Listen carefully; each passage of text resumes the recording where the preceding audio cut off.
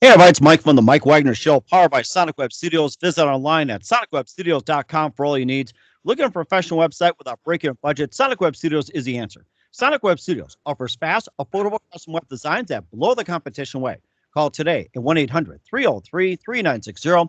That's 1-800-303-3960. Or email to support at sonicwebstudios.com. Mention the Mike Wagner Show, get 10% off your first order. Sonic Web Studios. Take your image to the next level. Also, the Mike Wagner Show can be heard on the MikeWagnerShow.com. Also, check our Facebook page, facebook.com/the Mike Wagner Show.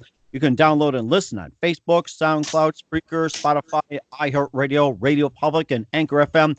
Also, watch the interview on YouTube as well, too, and take the Mike Wagner Show with you on any mobile device. And don't forget to subscribe to the Mike Wagner Show. Once again, take the Mike Wagner Show with you on any mobile device. We're here with a wonderful author who's got a very, very interesting subject to talk about. He's the author of Creation, Abomination, talking about cloning, good versus evil. It's about a scientist working on a thesis to receive a doctorate from USC. And he does some interesting things, and he's here to talk about that. And, of course, this is probably one subject that I wish I had a clone that was in my spot while I'd be with family or going out. But, that'll be for another time, too. So, ladies and gentlemen, live from his very, very busy office somewhere in the heart of the United States, Alan Thompson. Alan, good morning, good afternoon, good evening. Thanks for joining us today. Hey, Mike, how are you? Good to be here.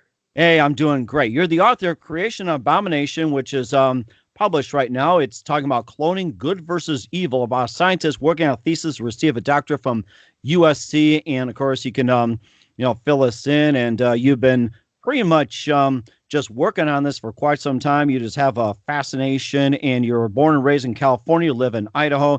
You spent 25 years working in high tech and digital marketing. You're a full-time professor at the University of Idaho, and you have a lot of things that you really enjoy doing. And of course, playing chess and just doing some things. But before we get into our book, tell us how you got started. I'm sorry. Just say the last part one more time. I said, tell us how you got started. Oh, so how I got started in writing, essentially, sorry? No, I said, tell us how you got started when it comes to writing. Yeah. So I originally had the idea for Creation Abomination back in 1995. Wow. And it was a long time ago. I had just read Jurassic Park by Michael Crichton, and I loved it because it's realistic science fiction. Michael Crichton basically uses science and reality of science to make stories more believable. Mm-hmm. And he does a lot of research into that. And so when I read that book, I just loved the entire idea about cloning and how they were using DNA of dinosaurs to recreate those. And I've always had a love and fascination with supernatural angels and demons. And so at that time, I wrote a 28-page outline, and because I'm very detail oriented. And then I let it sit, and I let it sit for 15 years. Wow. Because life gets in the way, right? I had kids, mm-hmm. I married, moved across country from California to Chicago. And back in 2010, I kind of, I have on my shelf kind of like the outline, and just to remind me I need to do this. And back in 2010, I saw it. I'm like, I just got to get off my butt and write this thing. And I decided I was going to do that. So it's not something that I have. I'm not like an author by training. I'm not. It wasn't something I wanted to do career-wise, but it's just a passion that I've had. I had this great idea for a story. And so I started writing in 2010, and it took me about 6 years to write it kind of when the planets aligned, free time and motivation, because I worked in my normal job, and I was teaching as an adjunct professor back at Northwestern University in Chicago. So as a busy guy, that was my family. So it did take a while. Wow, it's amazing. And what inspired you to write this 28-page detailed outline? What inspired me to write the outline was really just kind of, it was more or less kind of myself. I wanted to detail the idea out so I didn't lose it, because I know if I didn't write it down, I was going to forget it. And as I was writing it out, I wanted to detail as much as possible to kind of flow and get the idea. Now, obviously, I didn't have the entire story worked out, but I had a good amount of it worked out, and some kind of the main pillars of it, some of the main components. And I wanted to write it down so I wouldn't forget it. And I had this idea, this dream of, hey, I could write this, turn this into a book. I'd love to see it turn into a movie, and it was just something I wanted to share. That sounds amazing too. And what got you interested in the whole thing with creation, abomination, and especially cloning as well too? What got you really interested in that? So with cloning, so I'm a science nerd. I'm not trained. I'm not like a science biologist or a chemist or anything like that. But I've always just been one of those real technically oriented, science oriented people. And so that was kind of what piqued my interest in that. And more or less, I'm one of those guys that when I watch a movie or read a book, and if I know a little bit about the science behind what they're trying to present, and if I know they're doing something wrong, it drives me crazy. It just absolutely drives me nuts. And so that was really a lot of the impetus to push me into doing research to make sure this was as accurate as possible. And so that was kind of what pushed me into more onto the science side. So it's just kind of a passion of mine. I've just always been really interested in that. And we talked about dinosaurs as well too when they did the cloning to make it lifelike and everything else. How many times have you seen Jurassic Park? Oh my gosh, way too many. I'm way behind you, I'll tell you that. Yeah, seen it way too many times, and but they should have. You're watching those, especially when you get to like 4 and 5. They should have stopped a long time ago, because they just kind of keep trying to milk that franchise.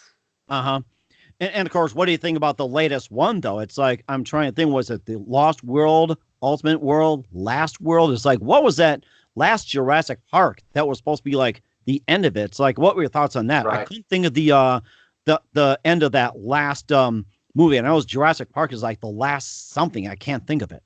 Yeah, well, there's Jurassic Park. The most recent one was like Jurassic Park: The Lost World, and that one had Thor, the guy.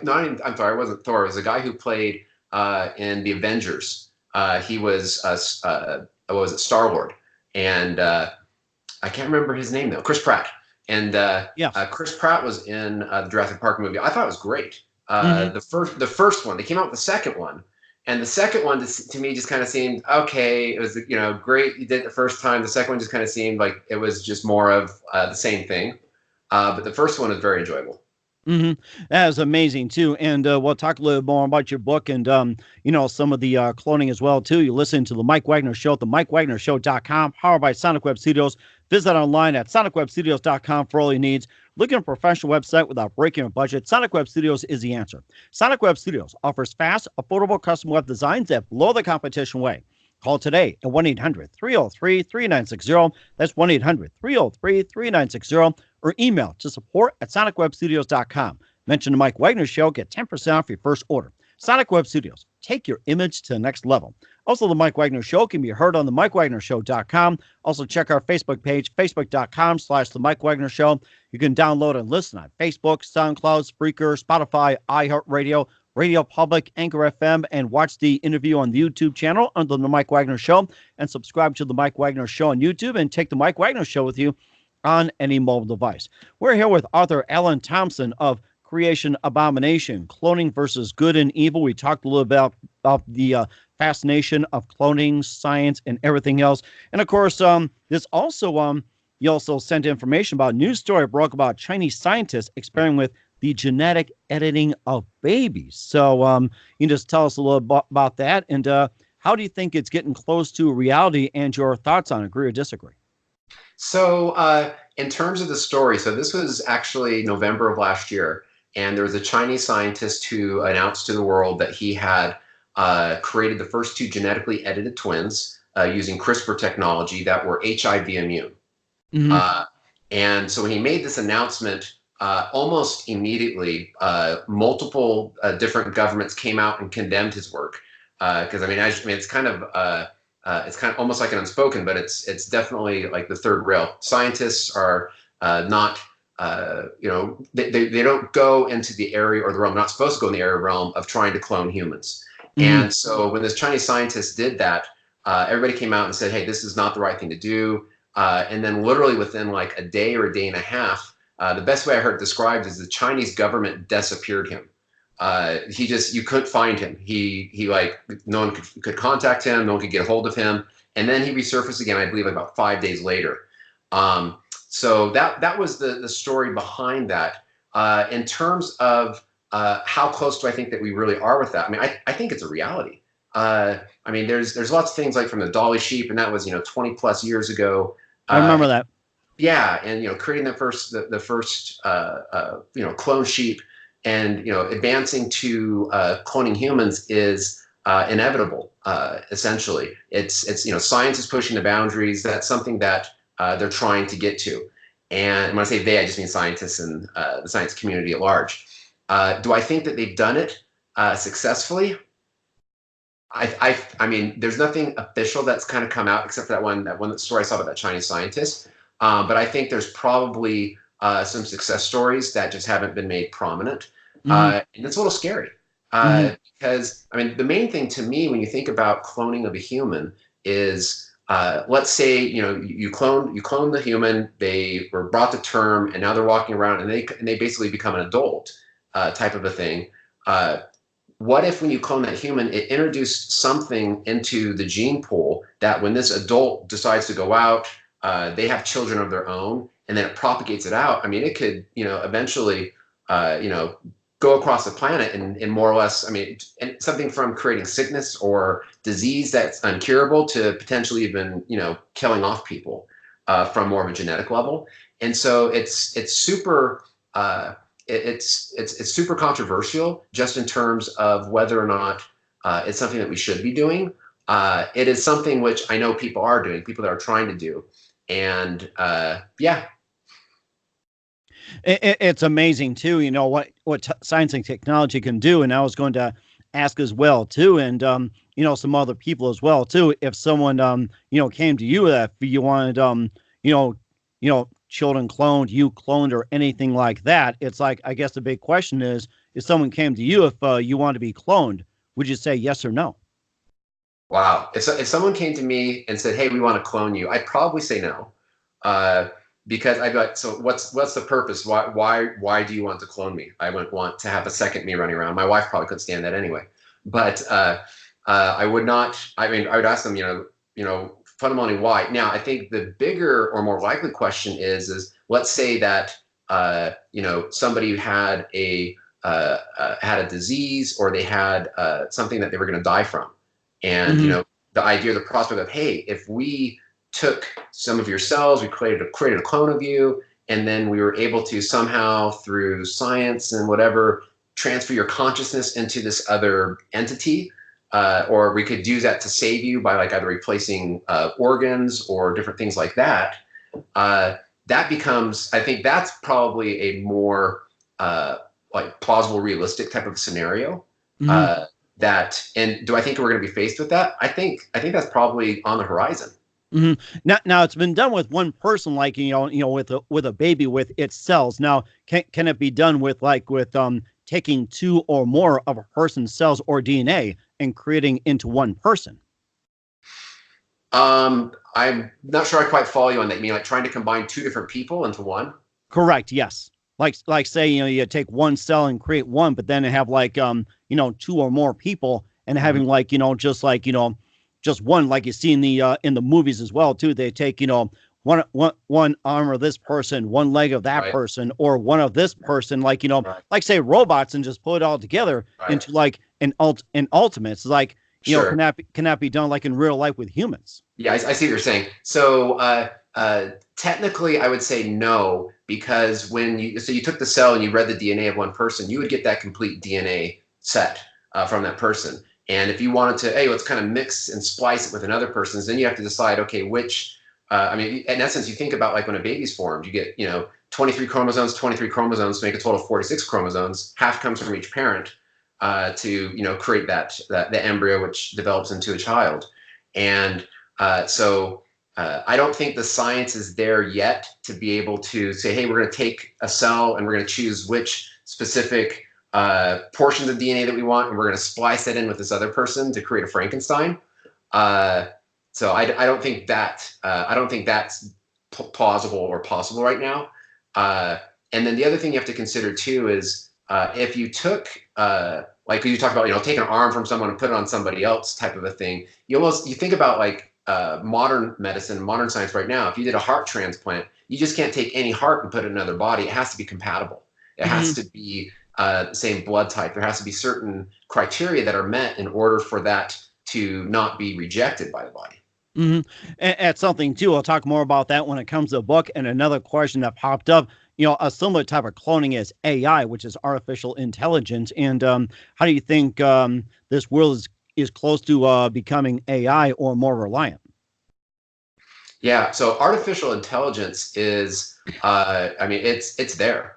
It's not there like we see in the movies, which is, a fully sentient being that's walking around and talking and has a personality and can think and reason. But artificial reality is being leveraged for a lot of things. So when I look back to my professional career, I did a lot of digital marketing advertising for some big companies like Yahoo and Experian, things like that.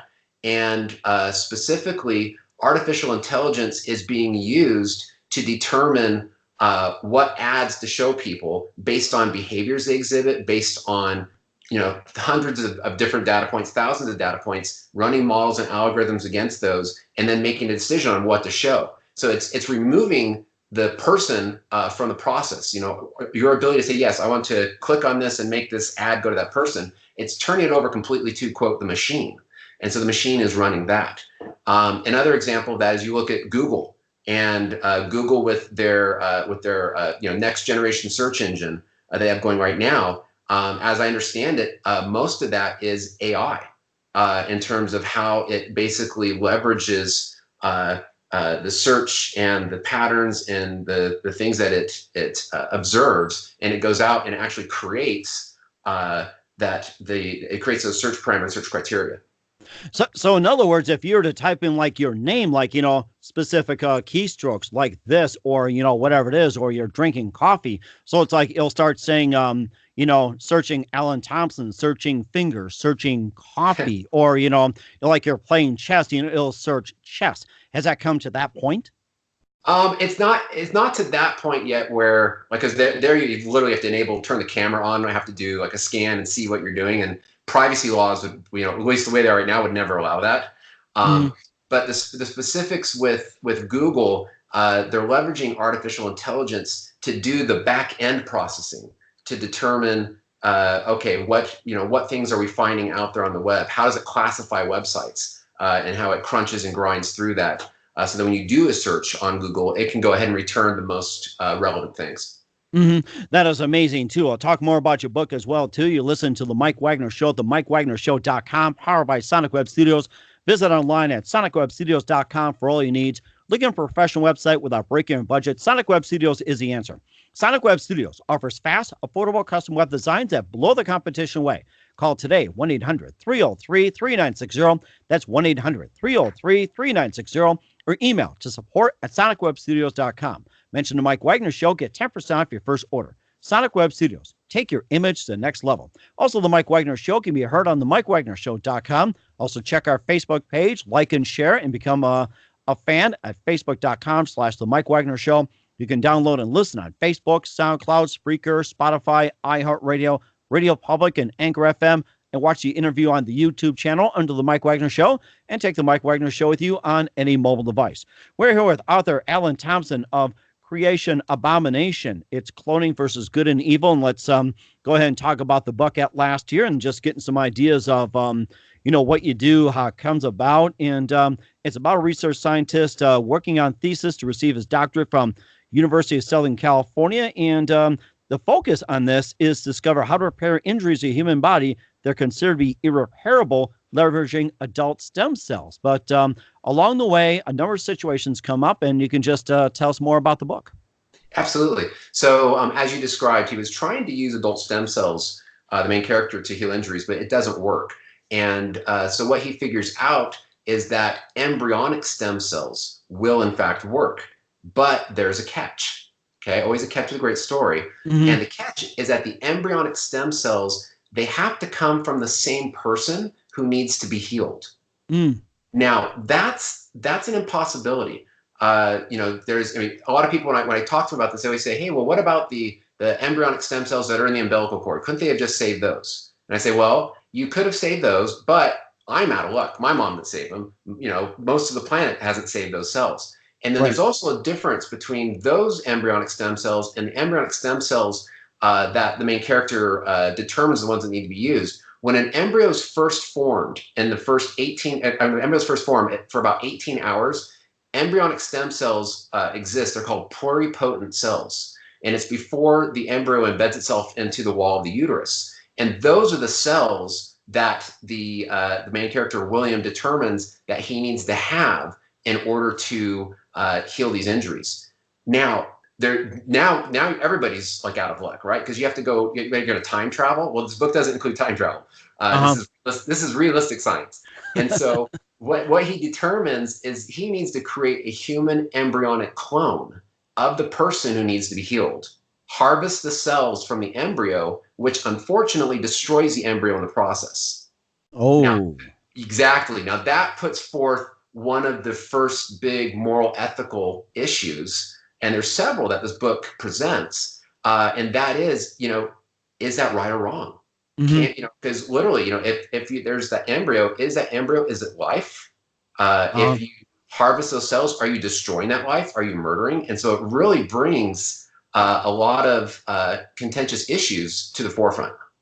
Well, I've got some questions as well too, but do you think that'll create a potential black market for it in case somebody really wants it bad? Like say, somebody underground, millions and billions of dollars, like, can you do this? Will it create a black market? If it was, or mafia. If this was if it was a reality, because again, this is a science fiction book, but if it was a reality, as there is in pretty much every industry and business out there, there's always nefarious individuals who do things that are not according to the rules and laws. So yeah, I think that would probably exist. Mm-hmm. Yeah, that was a concern we had too. Just like everything, black market willing to pay and everything else. Of course, some of the moral and ethical issues are addressed is, can we create life form using science, and should we create that life form as well? Right. Yeah, that's a big issue, which is, so we have, and that's something as scientists we're exploring, right? We're always trying to invent, we're trying to create, we're trying to push the boundary. And, if we have the ability to create life, to create a human life, should we? And that big question, that brings in like some religious undertones or some very strong religious discussion points in terms of, does humankind have the ability to create life like God creates life?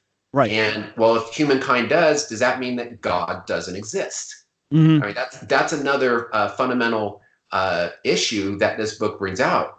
And there's another one, which is, let's say you clone somebody and then they're born and they're walking around.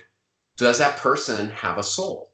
Mm-hmm. And so this is where I bring in a lot of the supernatural components to the book, where you have, angels and demons, and they're actually they're in the storyline, they're active participants, and they push the plot and the characters along. So they have their hand in the action, directing things, and that kind of adds to the overall, creepiness of it.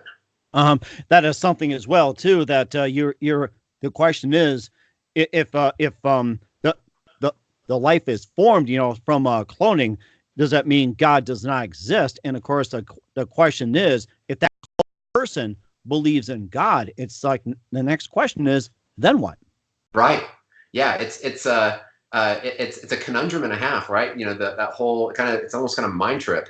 And there's one other issue which I think the idea of cloning brings to the forefront as well, which is, so let's say we successfully create clones and we've now got 5, 10, 1,000, 2,000 clones that are walking around.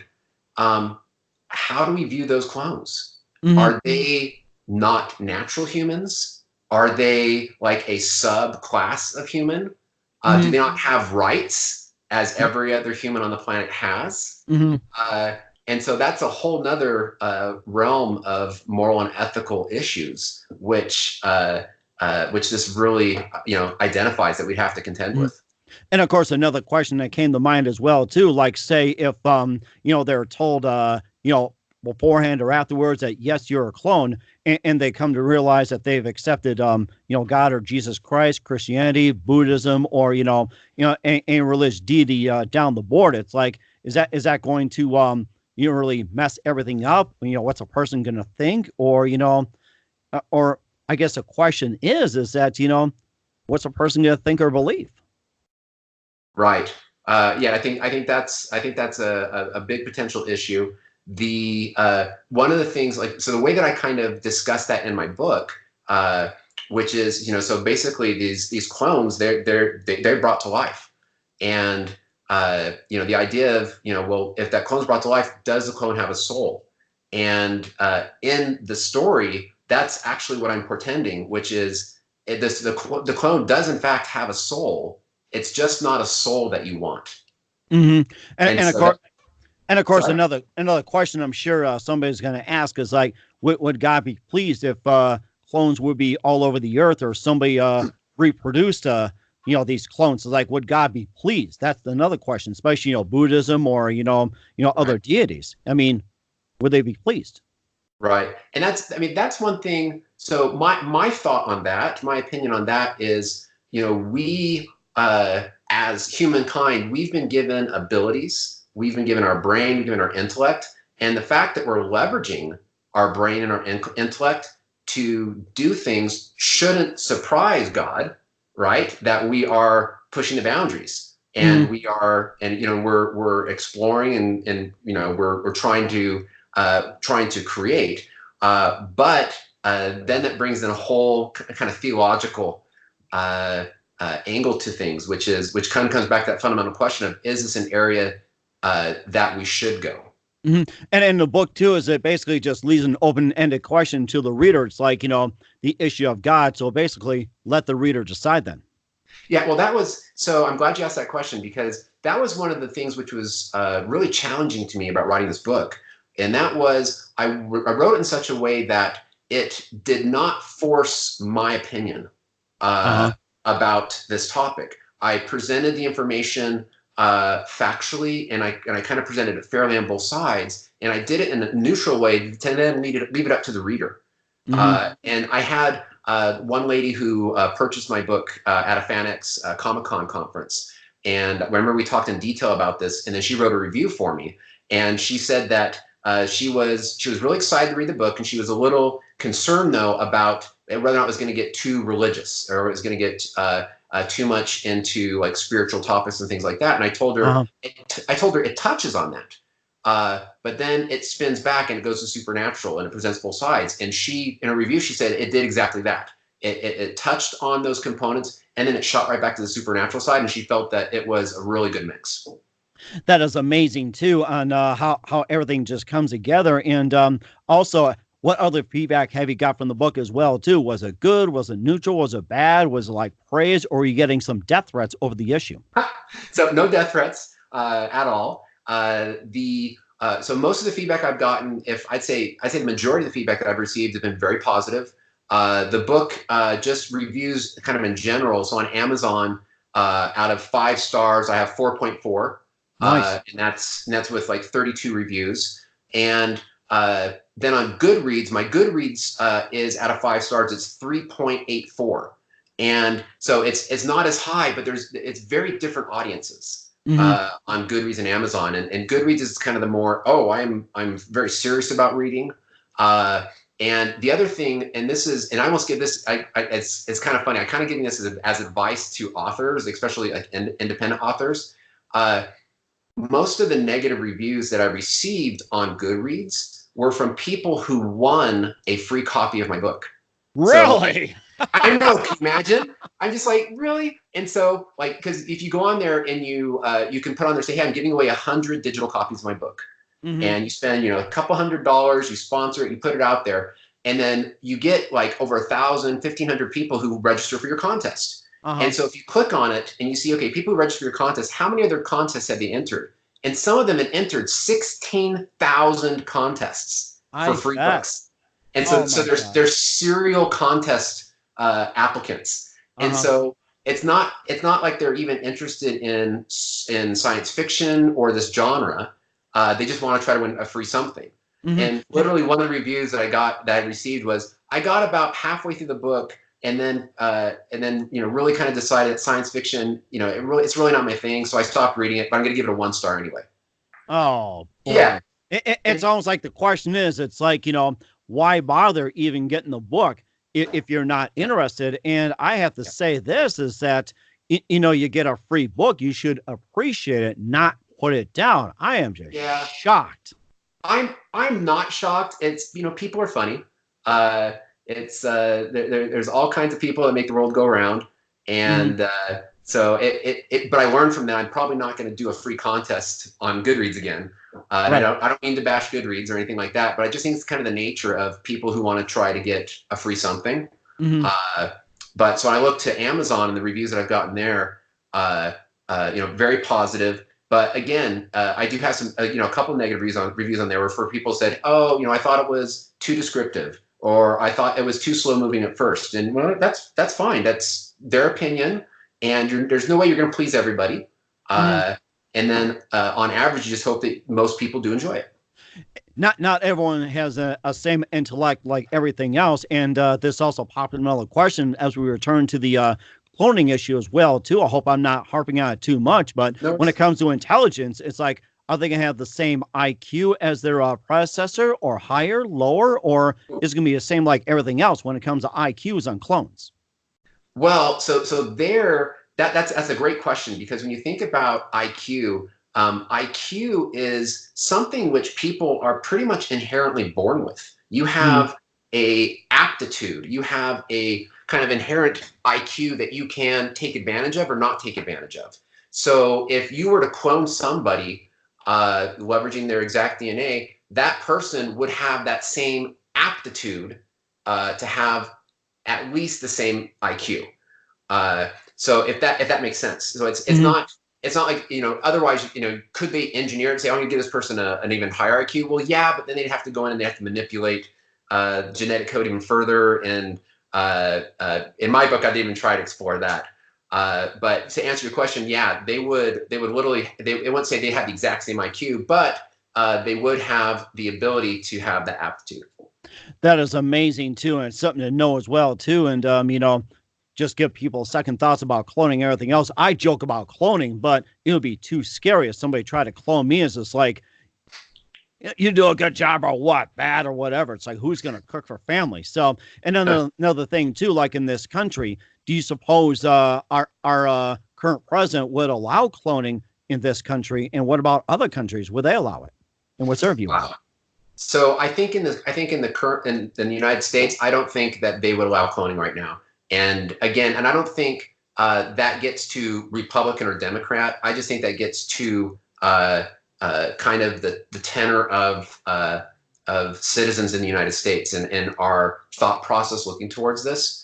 When you go to other countries, I think yes. I think there are other countries where they would allow cloning to occur and they would not legally restrict it. That's something to keep in mind as well, too. And of course, throughout your book, what do you consider your favorite chapter or the most challenging to write? Oh, so favorite chapter for me is chapter 23. It's called Night of Nights. And this is the chapter. There's actually two things going on in the chapter. And so the first half of the chapter, it's basically describing this it's like this party event where these people are at this biotech incubator where they're working on cloning and all the science to make a business out of it. And the main character's wife, she's looking out over the city of downtown Los Angeles. And one of the characters, Dr. Schmidt, who is definitely an antagonist in the book, comes up behind her. And when she's looking out over the windows, she has an amulet that she wears that allows her to see visions. And when she looks out over Los Angeles, she sees this tornado. That really isn't there, but she sees a tornado. There's like a skull in the tornado and winged creatures flying into the roof of a warehouse. And so then this Dr. Schmidt comes up behind her, who is more, and this is kind of where it reveals that he's truly an evil person. And because he's talking to her about this vision that she's seeing, which he really shouldn't be able to see.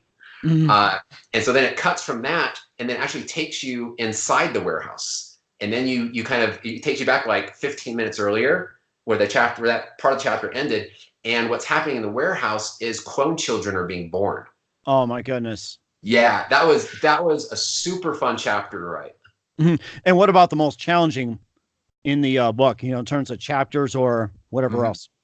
I'd say probably chapter 36, and that is I don't want to go into too many details about it, but the reason that was challenging, because the book, it starts off present day. It's like literally, it's like today or tomorrow. And then it basically does a flashback back 14 years earlier. And it takes you back up to the present. And then it goes through that chapter in detail. So the first part of that chapter, you get just kind of a hint of it. And then the second time through, I literally just yesterday I uploaded my audiobook to Audible for Creation Abomination, and that chapter is 45 minutes long. Wow, it's a massive chapter, and there's a lot of action. There's a lot of creepiness to it. There was a lot of things which I had to make accurate from saying, okay, if this happened and then this happened so many seconds later, I had to make sure that scientifically was accurate, not giving away any information about what's happening in the chapter, but I had to, just in terms of the physics of things, to make sure that things were plausible. Mm-hmm.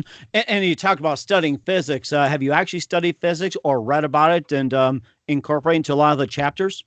Oh yeah, I mean, when I was in high school, I took physics as a senior. I actually, as an extra credit project in my senior class in physics, this is in 1989. So yes, I'm dating myself. I'm almost 50. But for extra credit in that class, I built a helium neon laser. Wow.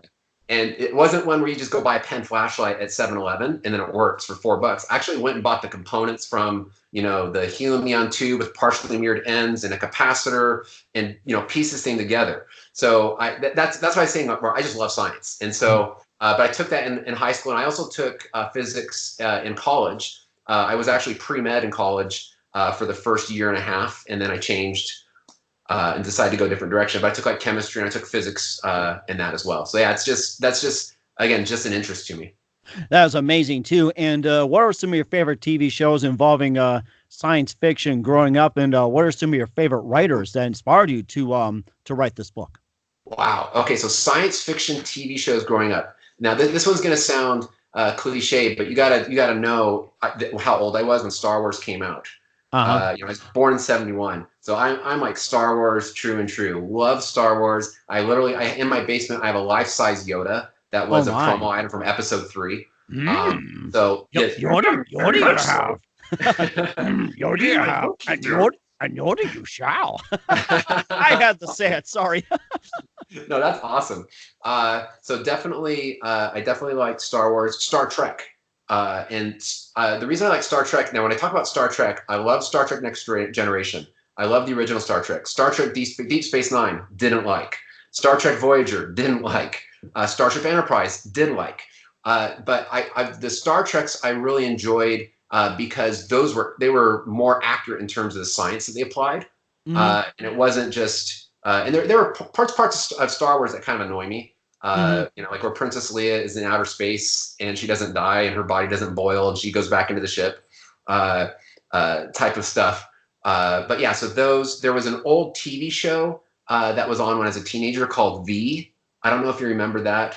I remember V vaguely and saw a few episodes, but I'm glad you brought that up. Now I have to just jog through my memory. So yeah. I do remember that. Yeah, that was the one where they had like these aliens came from outer space and they had like a skin over them that made them look human, but they were really like reptiles beneath it. And then there was like a split faction within them that was actually trying to not destroy the humans. They were trying to help them. And so like those. So love superhero from the Avengers to the DC universe. So I'm a big fan of those. Other science things that people probably could relate to. Love the movie Gattaca. I don't know if you remember that. It had Uma Thurman in it and Ethan Hawke. What was the name of it again? It's called Gattaca. Gattaca? Gattaca. Okay. I've heard it. I might have seen it. I don't remember. Yeah. But I think I know you're talking about. I'm getting some flashes. It's one of those movies where it's like you're play at night with your lovely wife, girlfriend, whatever it is. Especially my wife. It's like, she enjoys it, but then it's like after, or it's like you fall asleep. It's like, what happened? Yeah. I don't remember it anymore. It's okay, but at least you get the idea. I do remember it, but then it's like those moments you kind of daze out. But getting back to Star Trek, what are some of your favorite episodes and maybe some that actually influenced your project? Ooh. So Star Trek. I mean, Star Trek, yeah.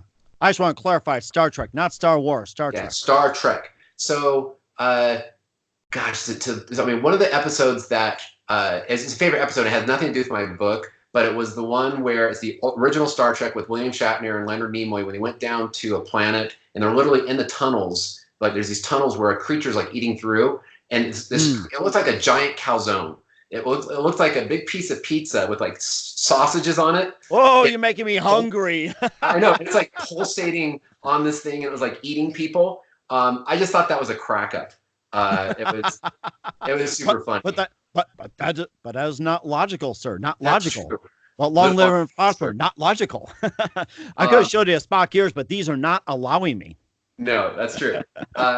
Another episode which I think definitely could have like played a contributing role. It kind of I could probably factor some stuff into that to my wanting to write this book is the episodes around Khan. So going back to Ricardo Montalban from Fantasy Island, who was on the original Star Trek, and he was on there. They were like the genetically edited master race from Earth, and they were like superhuman, and they were going to try to kill everybody in the Enterprise. So they banished them to City Alpha 6, if I remember that one correctly. I'm a total geek, but to City Alpha 6. And then they had that movie, The Wrath of Khan, which they brought back Ricardo Montalban. And then when they did the Star Trek reboot, they had it was the second one. They actually brought Khan back. Nice. That was awesome. That was a really good episode. Ricardo Montalban is just a perfect character for Khan. And of course he says, what was it? Fantasy Island just makes me think, welcome to Fantasy Island. Yeah. And drove a Cordoba. I remember that.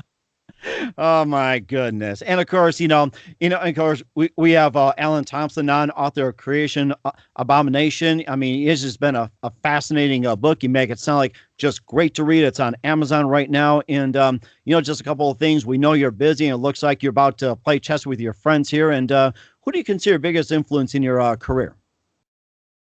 Biggest influence in my writing career? Yes.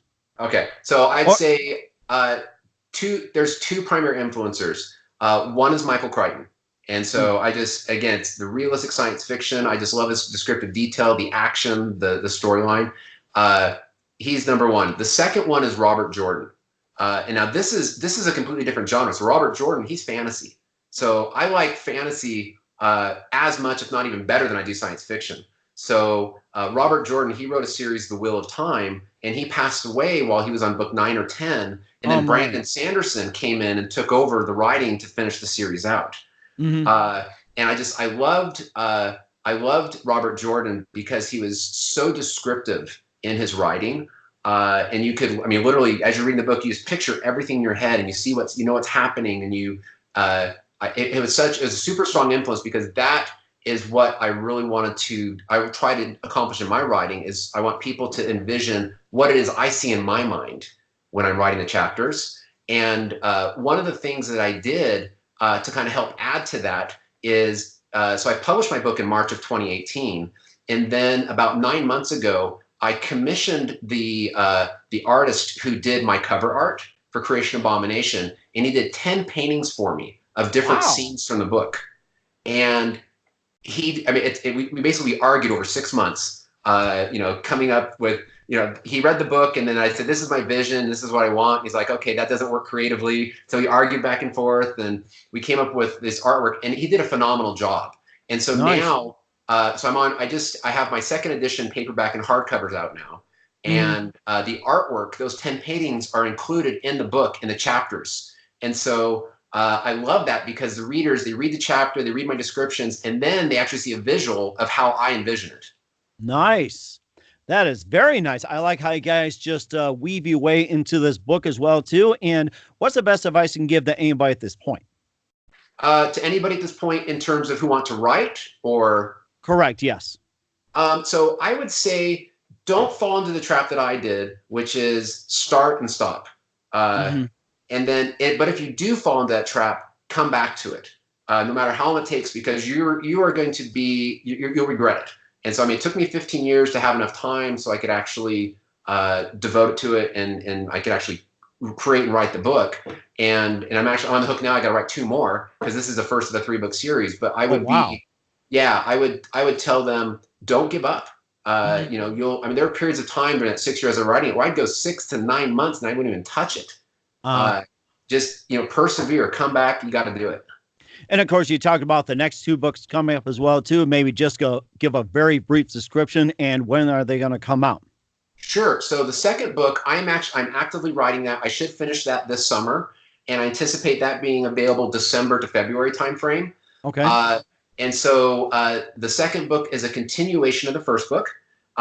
So the first book, it's not things resolve in the book, so it's not a total cliffhanger, but it just leaves you hungry, makes you wanting more. And so the second book creates the continuation of the story and will take you to a point where it will resolve itself again and then leave you wanting that third book. And the third book, that's probably not going to be until, it'll probably be the summer of 2021. Wow, that is amazing. You got everybody hungry already, and that's how it's supposed to be.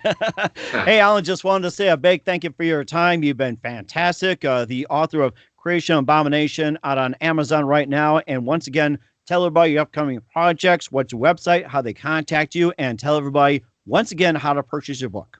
Absolutely. So you can purchase digital and paperback on Amazon.com. Just go there, search on Creation Abomination. I'll be the first one on the top. You can also purchase on BarnesandNoble.com. You can purchase paperback and hardcover. Again, just search Creation Abomination. I have a website. It's creationabomination.com. If you go to my website, I have links to reviews. I have links to purchase my book in the various forms. I also have all of my posters. So the artwork that I had created, I actually sell posters on my website. You can go there and purchase those as well. As far as projects, as I mentioned earlier in our interview, the last 4.5, 5 months, I've been working with a sound engineer to create an audiobook. The best thing about it is I did not read it. I actually hired because it drives me nuts. You know, I'm not. I can speak and people can understand me, but I can't convey emotion and I can't do things that people who are trained in that. They're just talented, right? Mm-hmm. And so what I did is I hired 2 theater students, a man and a woman, and so they read the book. Nice. And they do the male and the female speaking parts. And it's funny, it's humorous, it's sad, they elicit emotion. And so I literally just uploaded that to Audible. It will be available on audible.com, amazon.com, and iTunes. And it should actually be available in 7 days. That is amazing. That is amazing. We're looking forward to that. And Alan, just want to say a big thank you for appearing on the program. I'd like to have you on again soon, and looking forward to having you back. And please do everybody a favor, keep us up to date. Will do. Thanks, Mike.